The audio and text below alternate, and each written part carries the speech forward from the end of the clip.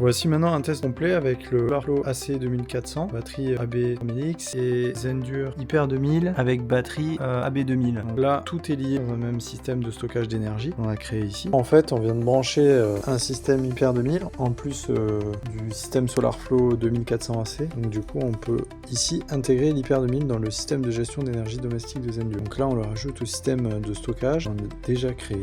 Donc on peut confirmer. Donc là maintenant, les deux systèmes sont normalement liés. Et donc il y a un compteur d'énergie Zendur 3CT avec une première pince qui est reliée à la phase avant les consommations, doit tout le temps être branchée sur la prise 120 ampères, celle du dessous. Et après l'autre prise CT doit être branchée sur la IL3, donc du coup sur 50 ampères, et elle permet de calculer ici sur la phase venant par exemple d'une production solaire créée par un onduleur, donc réseau. Là il produit environ 1500 watts à l'heure actuelle. Là ici on a un radiateur qui consomme environ 1500 watts, un peu plus de 1500 watts d'ailleurs. Et donc ici on a donc du coup les deux systèmes reliés dans un même stockage d'énergie.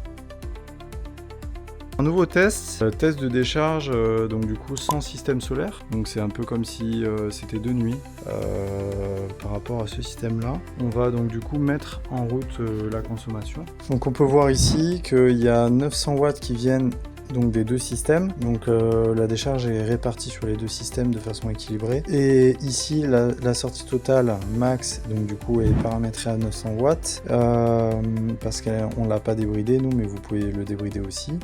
Et ici donc du coup forcément vu qu'il y a 2000 watts environ de consommation, c'est les radiateurs qu'on vient d'allumer. Il y a aussi donc 1122 watts qui viennent du réseau EDF afin d'alimenter les consommations.